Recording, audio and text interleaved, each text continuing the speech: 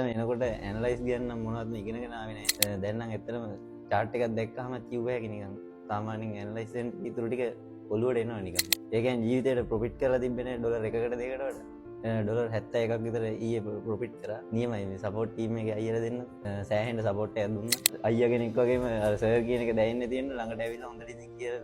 ඇත්තටම මේ ක්‍රිප්ටෝ කියන එක ගැන දන්නේ නැහැ.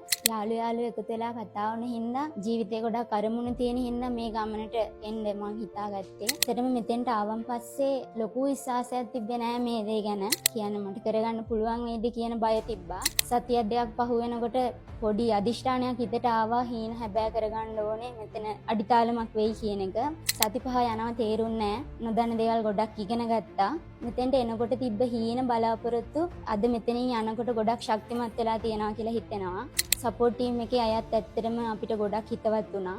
අපේ හැමදේම ගැන බැලුවා. මගේ වගේම අනිත් අයගේ හීන බලාපොරොත්තු ඉෂ්ට වෙන්න කියලා හදවතින් ප්‍රාර්ථනා කරනවා. ඇත්තටම මම ගොඩක් ආයෙත් බැලුවා මේක තෝරගන්න කලින්. පස්සේ මම හිතුවා මේක ඇත්තටම ඉන්ස්ටිටියුට් එකක් කියලා. මම ඉන්ස්ටිටියුට් එකට එද්දී කලින් ට්‍රේඩින් සම්බන්ධ පොඩි නොලෙජ් එකක් තිබ්බා. කොහොමයි පස්සේ ආයතනයෙන් ජොයින් වුණාට පස්සේ තිබ්බ නොලෙජ් එක ගොඩක් දුරට ස්මූත් කරගන්න පුළුවන් වුණා. ඉන්ස්ටිටියුට් එකේ හිටිය සපෝට් ටීම් එකත් අපිට ගොඩක් හෙල්ප් කරා නොලෙජ් එක ඉන්ක්‍රීස් කරගන්න. මම හිතනවා ඉතින් මේක හොඳ ඉන්ස්ටිටියුට් එකක් කියලා ක්‍රිප්ටෝ සම්බන්ධව ගොඩක් කට්ටියට කෝස් එක ස්ටාර්ට් කරනවා. මුලින්ම කියන්න ඕනේ සර්ට ගොඩක් ස්තුතියි. මොකද පාඨමාලාව ගැන ක්‍රිප්ටෝ ගැන පොඩ්ඩක් අධ්‍යයනය කරලා තිබ්බට මොකද්ද කියන එක ගැන හරි අවබෝධයක් තිබ්බේ නැහැ.